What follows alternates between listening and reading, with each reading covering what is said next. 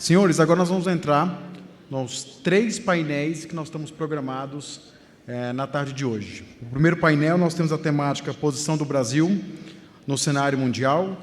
Eu já quero anunciar e convidar para compor, para subir ao palco, o ex-ministro da Indústria, Comércio e Serviços, Luiz Fernando Furlan, o ex-ministro da Agricultura, Roberto Rodrigues, e como mediador, eu já quero passar a palavra também para o nosso parceiro, diretor da Prospectiva, Ricardo Senes. Boa tarde a todos, enorme prazer estar aqui, agradeço o convite do MBC, Rogério, Tatiana, doutor Gerdau, deputados, governadores, colegas, amigos. Eu tenho uma dupla função aqui nesse painel, fazer uma pequena provocação inicial e depois eu vou fazer a mediação, né, dessa conversa. Essa minha provocação inicial, eu acho que tem muito a ver com o que a gente viu agora do Luiz, sobre esses desafios do Brasil do ponto de vista de inserção internacional. Eu vou tentar só ser um pouco mais agressivo no sentido de tocar algumas feridas e alguns temas difíceis que eu acho de tomada de decisão da sociedade brasileira, porque se fala muito, mas as decisões efetivas, a meu modo de ver, ainda deixam a desejar. Então, a lógica é mais ou menos próxima ao que a gente viu do Luiz, mas talvez um pouco mais voltado aí a uma provocação específica com relação ao Brasil.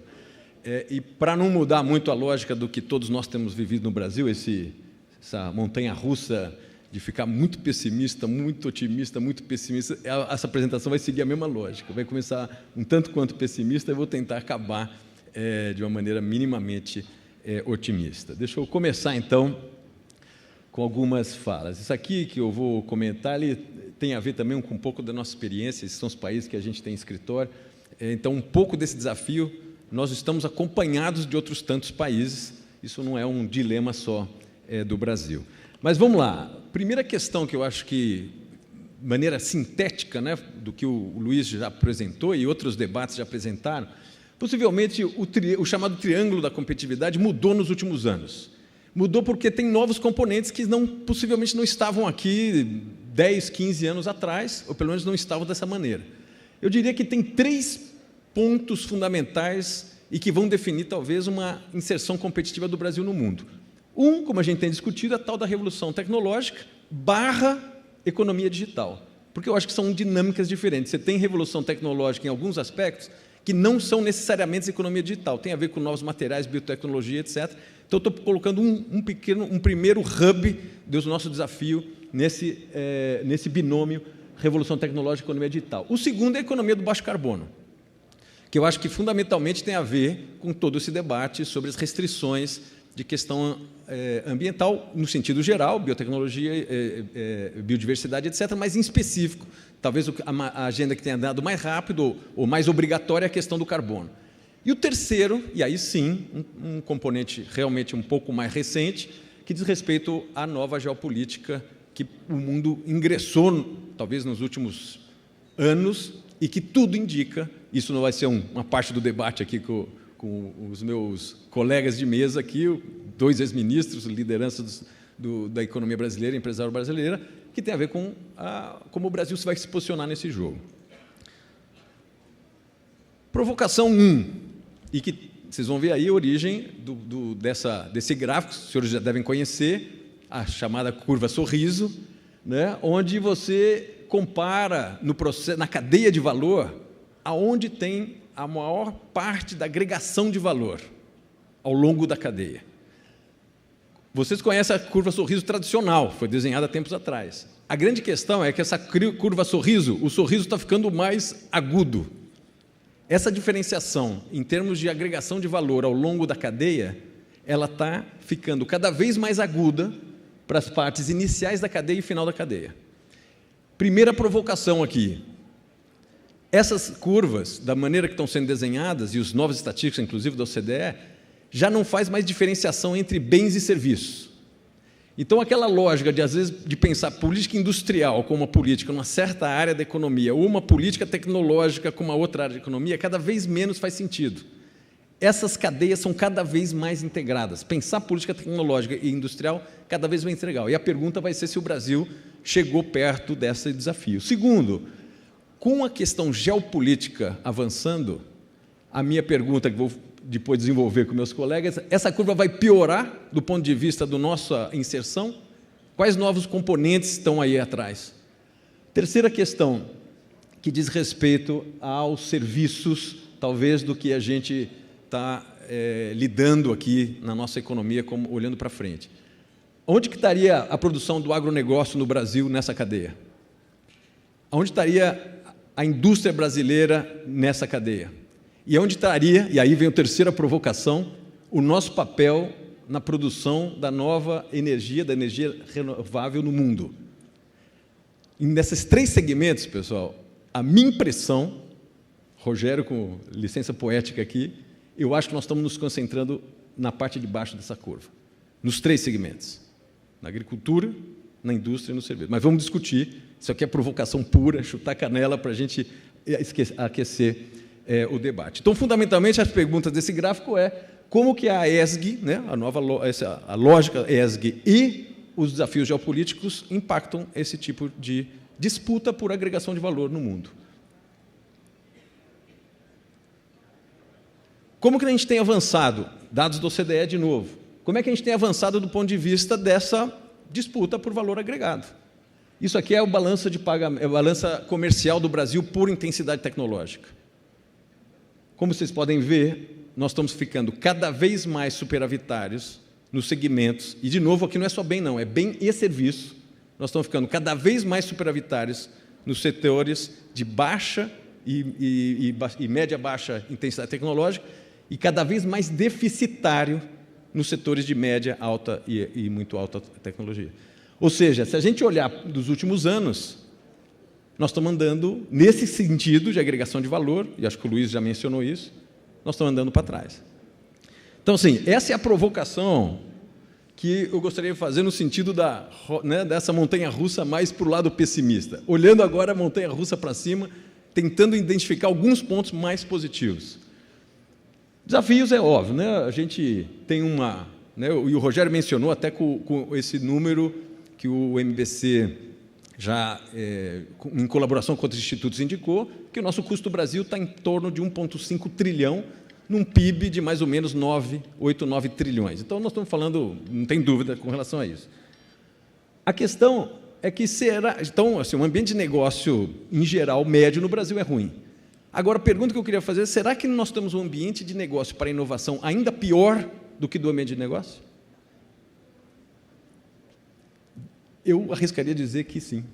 De novo, diria que sim. Então, nós não estamos só perdendo no ambiente de negócio, nós estamos perdendo particularmente dentro do ambiente de negócio, no ambiente de negócio dos setores de mais tecnologia, o que é duplamente grave. Oportunidades, e aí que vem a subidinha final na nossa montanha-russa. A geopolítica, da maneira que está desenhada, o que eu estou chamando de geopolítica, eu estou falando de maneira geral, vou usar um minuto aqui para tentar definir. Vocês estão todos acompanhando que está começando a ter um processo aí de acirramento, em particular entre dois polos, né? Esses polos estão se mexendo um pouco, mas você tem uma primeira grande tensão, Rússia e Estados Unidos, estamos vendo aí as restrições mais recentes em tecnologia e etc., e depois você tem uma segunda questão que está rachando um pouco a própria Eurásia. Vocês estão muito longe, mas dá para fazer hipóteses. Por exemplo, a The Economist indicou que acha possível você ter um conflito armado no sul da China nos próximos 10 anos. É isso que eu estou chamando do risco geopolítico. Como é que a gente vai se posicionar nisso? Será que a questão geopolítica muda um pouco esse jogo? Basicamente, a pergunta é o seguinte, e voltando do México, o Roberto estava 15 dias atrás do México, se você olhar a curva de investimento externo direto no México no primeiro semestre desse ano, ele já é assim. Obviamente que não é tudo um redirecionamento de investimento, mas eu diria que uma parte já pode ser. E a pergunta que eu ficaria aqui, o Brasil pode pegar uma parte desse redesenho do fluxo de investimento direto do Brasil, do mundial, desculpa? A minha impressão é que sim, começa a ser mais otimista aqui. 2, como é que a gente conseguiria conectar essa matriz energética brasileira bastante renovável com um processo de reindustrialização e reinserção internacional também competitivo? Ou seja, será que, além de produtor de energia sustentável e limpa, nós conseguimos ser produtores de serviços e bens baseado em intensividade energética limpa.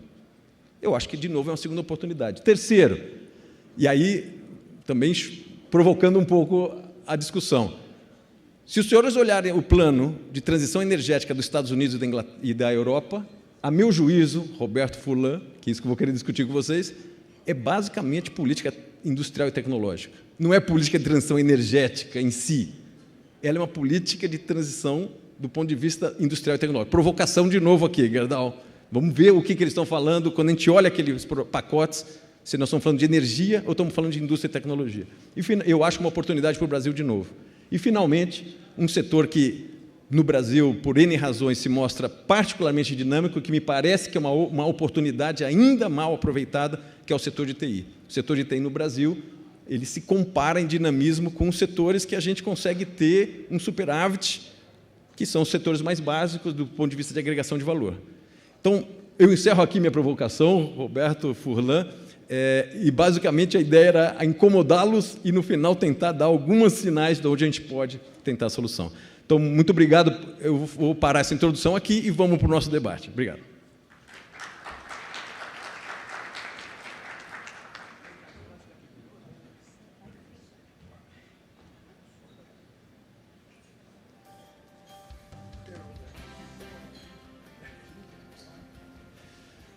Bom, vamos lá, pessoal. Primeira pergunta, eu vou tentar fazer 3 rodadas de questões rápidas aqui, Roberto, Furlan, nesses 3 pontos desse triângulo.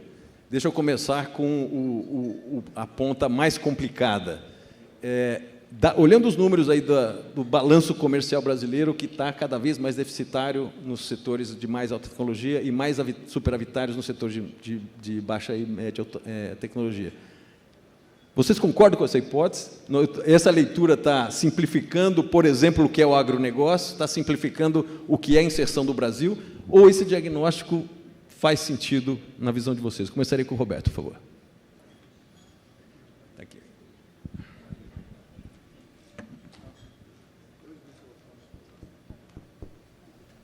Bom, boa tarde. Antes de tudo, Ricardo, obrigado pela pergunta. Apesar do Dr. Jorge, muito obrigado pelo convite para participar desse evento. Ricardo, é uma pergunta para mim muito complicada, tá certo?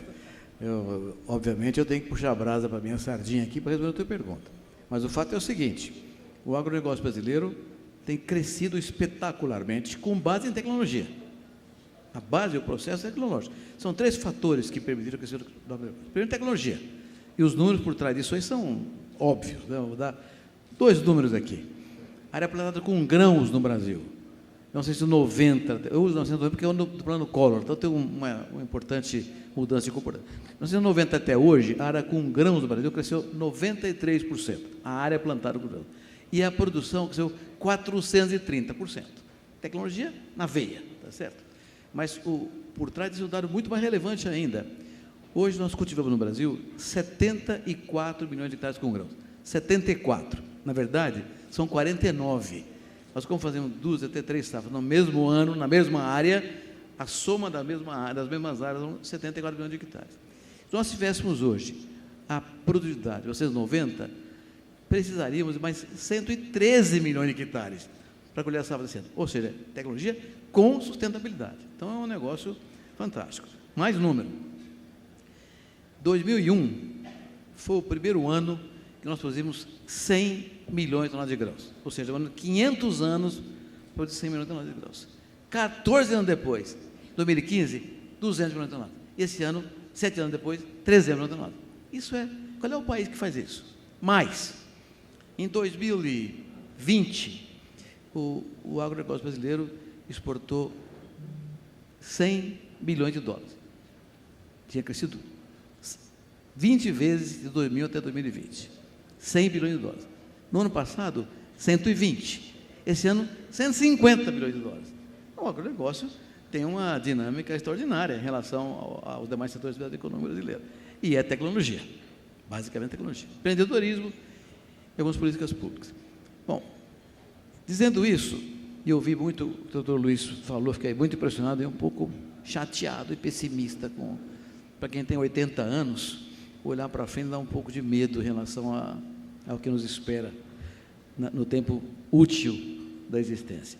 Mas o que se discute, qualquer evento hoje, tenho ido a vários eventos no Brasil, fora do Brasil, estou chegando de Londres ontem, é segurança alimentar, segurança energética, que você citou muito bem, e mudanças climáticas. São os 3 temas centrais em qualquer evento do mundo. Ontem, hoje, fui em eventos ontem, hoje, é a mesma conversa, em todo lugar. Ora, por onde passa isso? Passa pelo agro. Segurança alimentar é óbvio. Segurança alimentar é óbvio, né? Mas que agro? É o agro tropical do planeta. Esse cinturão tropical que tem a América Latina, a África subsaariana e boa parte da Ásia também. São os países que têm terra para crescer horizontalmente em produção e espaço tecnológico para crescer verticalmente. E quem domina isso? É o Brasil. Quem tem tecnologia na agricultura hoje é o Brasil. Então, nós podemos ser um país... Bom, eu vou ficar na minha área, que eu entendo um pouquinho, que é a agricultura. Mas nós podemos ser um país que ajude na segurança alimentar. Os dados da OCDE recente, do próprio USDA, mais recentes ainda, diz o seguinte: em 10 anos, a oferta mundial de alimentos tem que crescer 20%, para que não falte comida para ninguém no mundo. 20%, 2% por ano, moleza, não é. Os Estados Unidos crescem 11%, o Canadá 9%, a União Europeia 12%, a Oceania 9%, a Eurásia, China, Índia, Rússia, 13% a 15%. Ninguém cresce 20%. Então, esses estudos mostram, para que o mundo cresça 20% em 10 anos, o Brasil tem que crescer 40%. Então, não somos nós que estamos dizendo isso aí. É gente muito mais esperta do que nós. Por quê? Porque nós temos 3 fatores que o mundo não tem juntos: tecnologia tropical sustentável, terra disponível e gente jovem. Hoje eu ainda vi uma conversa de manhã cedo, doutor Luiz, dizendo que a idade média do produtor europeu é 62 anos, norte-americano é 51, nosso é 44. Então, e no Mato Piba é 36. Então, nós temos uma característica extraordinária. Mato Piba, nem sabe. Mato Piba é a nova fronteira agrícola brasileira, que é Maranhão, Tocantins, Piauí e Bahia, oeste da Bahia. Bom, mas, então, segurança alimentar, nós vamos contribuir, exportando comida, mas mais importante para mim, Ricardo, exportando know-how, tecnologia, equipamento, indústria, trator, máquinas, variedade, isso aqui nós temos que vale que ninguém tem no mundo tropical. Então, tem uma característica extraordinária. Questão energética, você já falou, a nossa matriz é 44% renovável, das quais 19% vem da agricultura. E não é biocombustível, não, é cogeração de energia elétrica, metano, como subproduto de suínos e frangos no mundo, no Brasil inteirinho. Então, nós temos também na agricultura E na questão de mudanças climáticas, nós temos 66% do território brasileiro. 2 territórios brasileiros ainda com vegetação no tempo de Adão e Eva. Ninguém tem isso no mundo. Ninguém tem crescido como nós. 66,3% do território brasileiro são de vegetação nativa. E apenas 8% do território brasileiro, 8%, são usados com todas as plantas cultivadas, todas, de alface e eucalipto, dá 8%. E nós temos mais 30% de pastagem, das quais metade estão degradadas e virando agricultura. Então, nós podemos dobrar a agrícola sem derrubar uma única árvore, só com pastagem degradada. Então, nós temos eu vejo a agricultura como um potencial extraordinário, concordo com você que falta agregar valor, mas não é culpa nossa, a culpa é da OMC, né? A escalada tarifária que não permite que a gente venda o produto industrializado. Então, é um debate que temos tratado com o governo brasileiro há muito tempo, é preciso mudar isso para que a gente possa agregar valor. Mas, então, concordo em você, menos na agricultura. Roberto, então eu vou aproveitar essa sua última fala, quando você deu uma escorregada para passar por Furlan, exatamente esse ponto. Nós temos margem para agregar mais valor, Furlan, na nossa cadeia, não só do agro, mas de outras, e se sim, por que não agregamos? O Roberto mencionou que é basicamente proteção da escalada tarifária. Você agregaria outros pontos? Então, eu faria a mesma pergunta para o Roberto, só que com um grau a mais de provocação. Olha, depois desse banho de números que foi colocado pelo Luiz e por você, é importante a gente também lembrar o que aconteceu no Brasil. Em 2007, 52% da exportação brasileira era composta de produtos de valor agregado. E o setor automotivo era um dos protagonistas. Isso veio decaindo com o tempo e hoje esse número está aí perto dos 30%. Então, qual é a razão dessa queda? As razões são várias. Uma delas tem a ver com política, a outra com logística, a terceira com questões econômicas, taxa de câmbio. E nós, por exemplo, vendíamos os carros da Toyota para a América do Sul. De repente, ficou mais barato vender dos Estados Unidos para a América do Sul por essas razões que eu mencionei. Eu voltaria a pensar de quais são as nossas vantagens competitivas. Você tocou em algumas aqui. Por exemplo, nós somos um país que tem 10 vizinhos e não tem inimigos. Qual é outro país de projeção de grande porte que tem essa situação de não ter algum tipo de ameaça? Nós não temos. Alguns dizem, bom, nós estamos numa esquina do mundo, então ninguém vai ao Brasil a caminho de.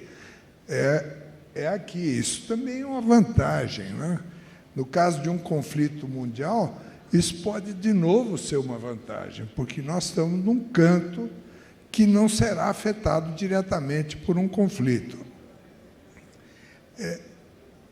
E quais são as nossas prioridades? As vantagens competitivas, o Roberto já discorreu em várias, né? Nós somos um país pacífico interno, comunidades das mais variadas origens convivem, comemoram juntas, né? Interfamiliarmente se casam. Que é um caso raro aqui, né? A miscigenação também é um caso raro, de que nós somos um país moreno, de várias tonalidades de café com leite. Eu nasci em Santa Catarina, sou mais leite. O Roberto já é um café com mais, um leite com mais café, não é mesmo? E isso tudo é uma vantagem competitiva.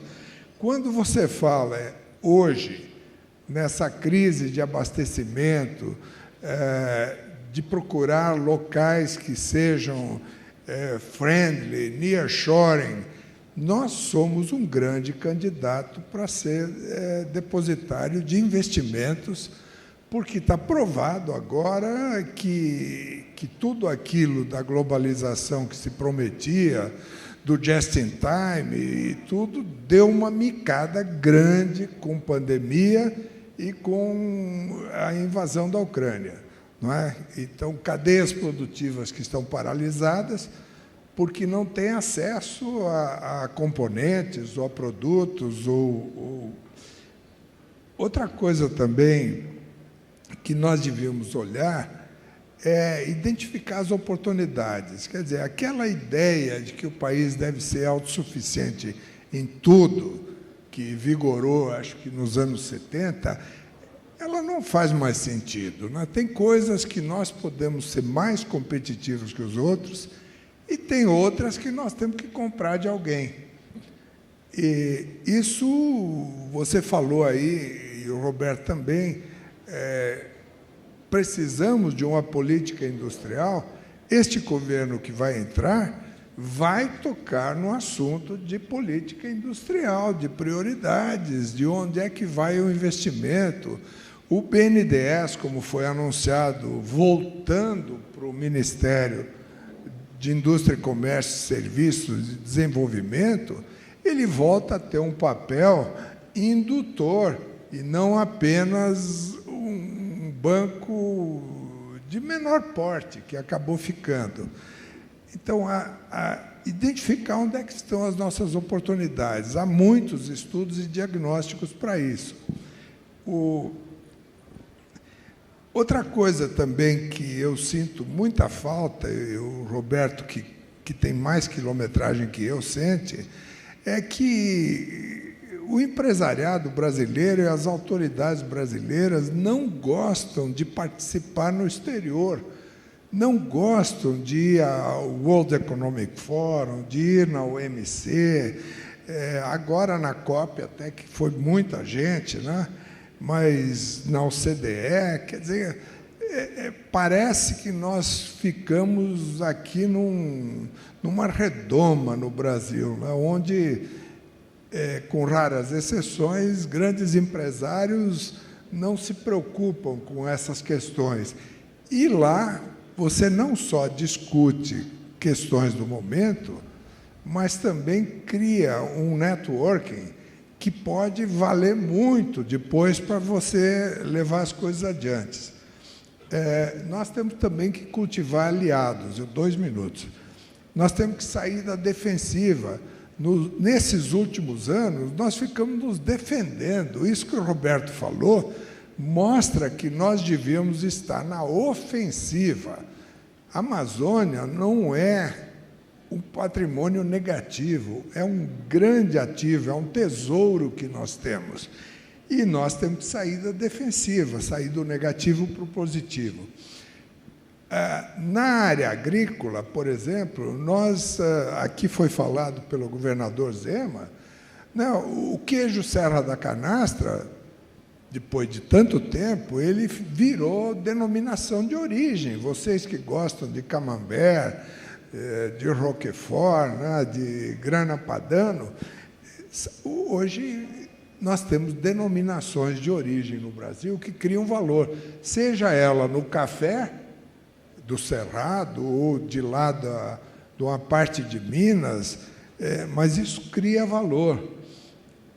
Outra coisa que você tocou, os serviços. Hoje, a grande parte da economia mundial está focada em serviços, sejam eles no campo de TI, sejam eles no campo de negócios, né?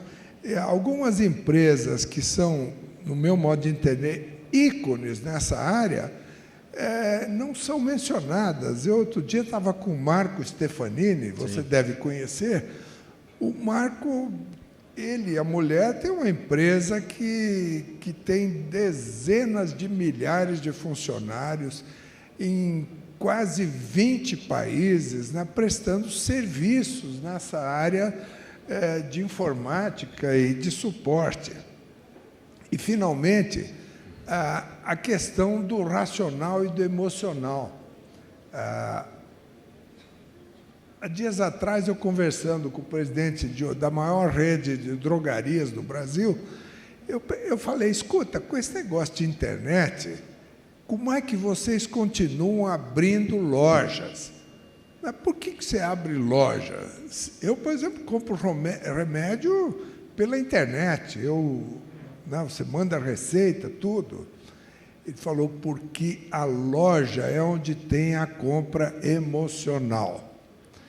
Então, você compra um remédio via racional, mas se você vai retirar o remédio na loja, que não tem custo e é rápido, 1 hora depois, você entra lá e acaba levando outras coisas. Então, essa questão do produto ser racional, o soja é racional, o milho é racional, né? O café mas de repente a flor não é racional, a fruta não é racional, aquilo que você pode...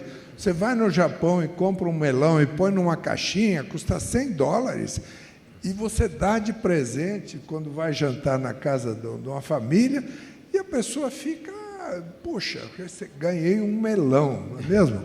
Furlan, deixa eu retomar aqui alguns pontos que estão já. Outra coisa, o que é que nós vamos salvar da indústria e o que não vamos salvar?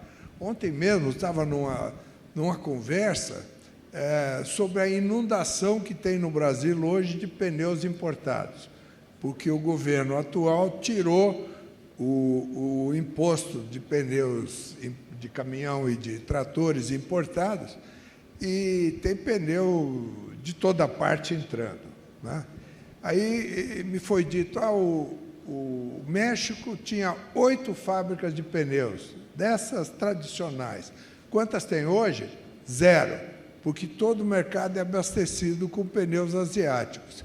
Então, nós queremos ter essa segurança, que tem muito a ver com o transporte da safra, né, e várias outras coisas. Vai ter que ser feita uma escolha de prioridades, né? E, bom, eu não vou... Deixa eu retomar Já aqui. andei bastante Exatamente, aqui, agora é a sua vez. Obrigado. Mas acho que você passou vários temas. Eu queria voltar com um tema. Nós estamos com o horário bem apertado aqui, mas é a seguinte contradição, que acho que também o Furlan já tocou nisso, e tem a ver com como que a gente aproveita ou não esse novo momento geopolítico, mas sobreposto, Roberto, à geoeconomia, que é o mapa das nossas exportações. Se você olhar, tradicionalmente, o Brasil exporta mais valor agregado aqui, o pouco, mais para a região América Latina. Os Estados Unidos vai equilibrando entre valor agregado mais alto e médio. Quando você vai para a Europa e para a Ásia, essa tendência vai ficando cada vez mais a ponto de chegar na China, que você tem um desequilíbrio notável do ponto de vista do que a gente exporta e do que a gente importa. Quando você olha investimento, isso muda muito, porque na própria região que você exporta valor agregado mais alto, vem pouco investimento. Quando você vai para os Estados Unidos e Europa, é o grosso ainda do investimento mais estruturante, e a Ásia começa a ser um investidor cada vez mais importante. Como é que a gente sobrepõe essa nossa inserção econômica com esse jogo geopolítico? Ou seja, o nosso grande comprador está possivelmente entrando numa rota de conflito com alguns dos nossos principais investidores. Quando se olha para frente, numa transição de governo, e vocês dois foram negociadores no mundo afora, a resposta é complicada e tem pouco tempo. Mas para onde que a gente caminha? Ou pelo menos dá uma dica, onde você imaginaria que a gente caminharia, Roberto?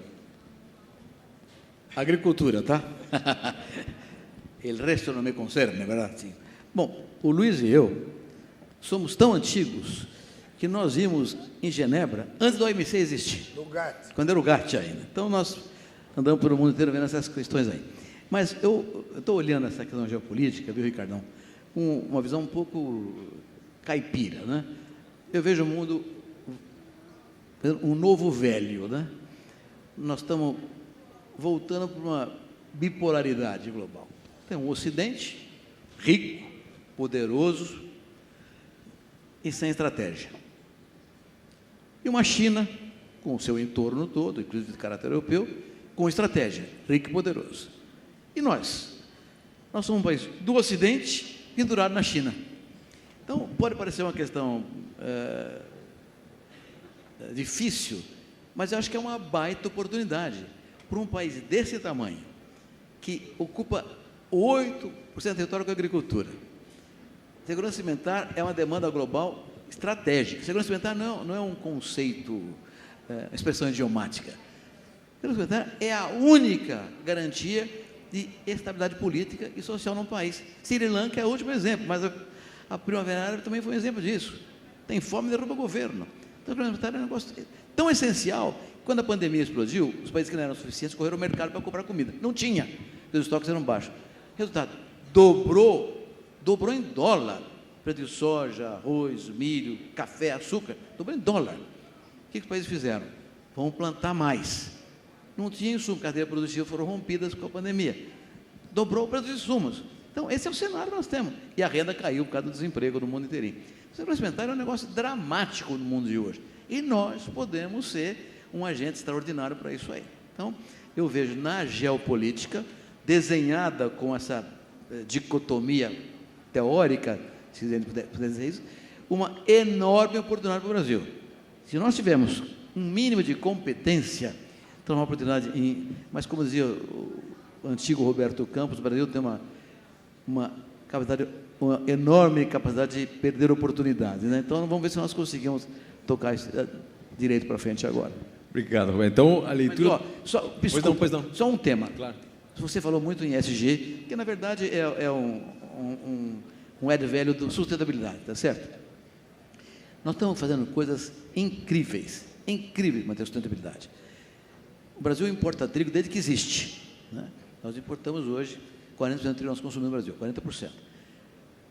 Depois uma variedade nova de trigo para lembrar para hoje. Hoje nós consumimos 13 milhões de toneladas de trigo por ano e compramos 4 a 5 todo ano. Nós vamos produzir, em 2030, 20 milhões de toneladas de trigo descarbonizante. Vamos sequestrar carbono com a nova tecnologia de trigo.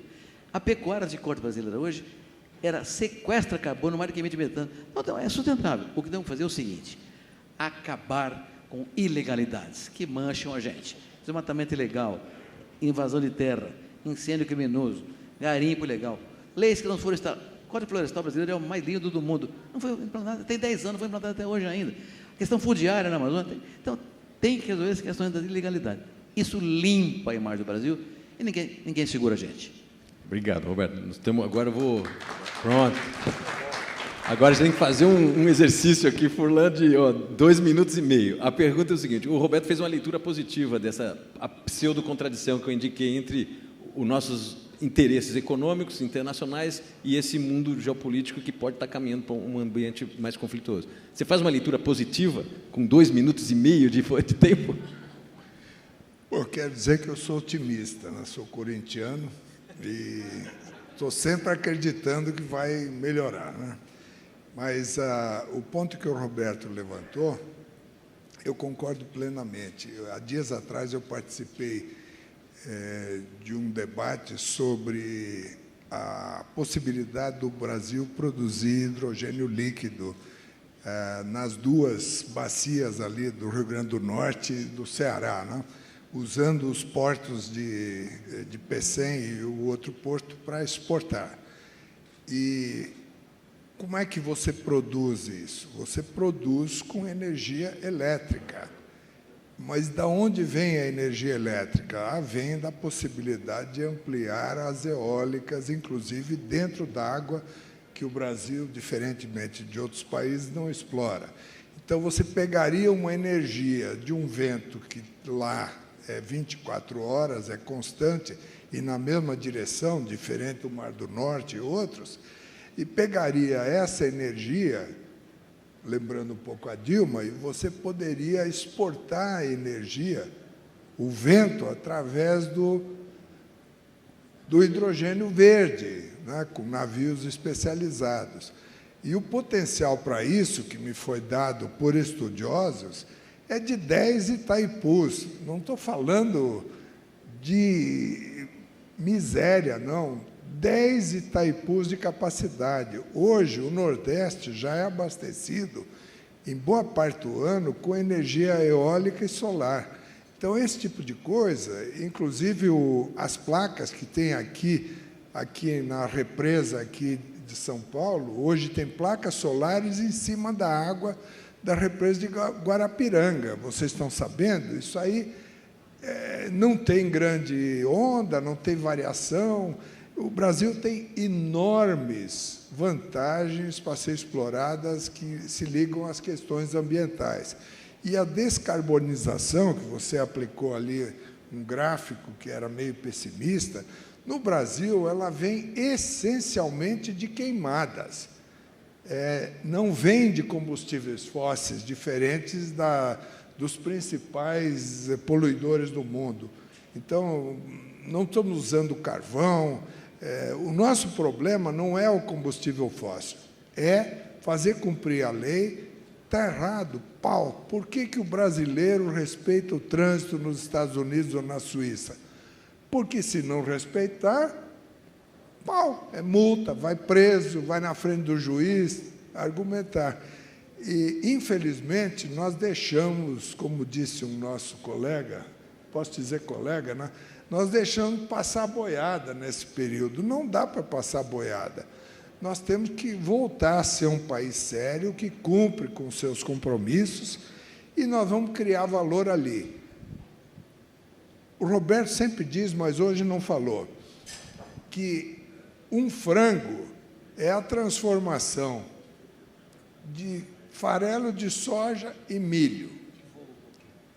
Voa curto, não é? E vive pouco também, menos de 40 dias. Quando você vê o que é que tem de tecnologia atrás de um frango, que vale menos que 1 quilo de abobrinha ou de mandioquinha, vocês não sabiam, né? Mas quem vai ao supermercado sabe disso. Tem muita tecnologia, tem genética, tem manejo, tem logística.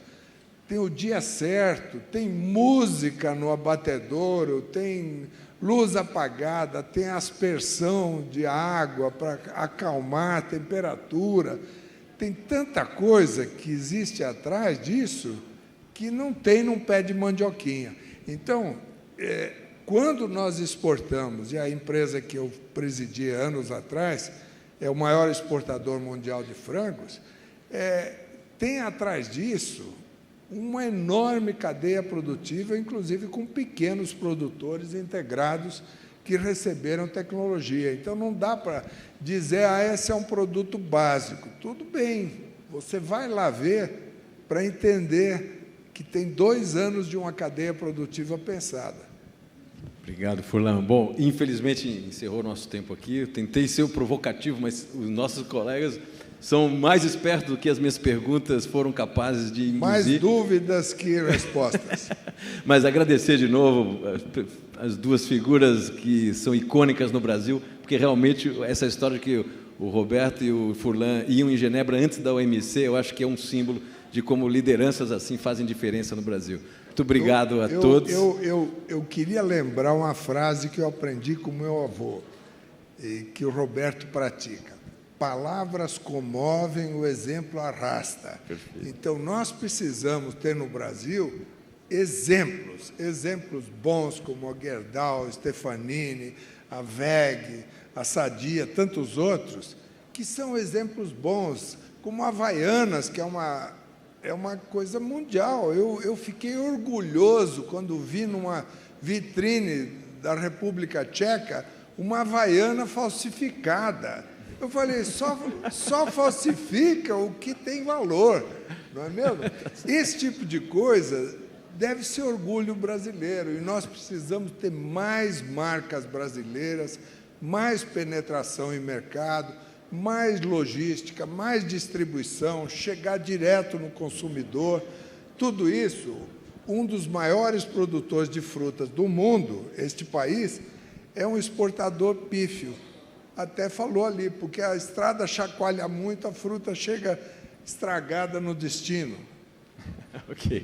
Muito obrigado.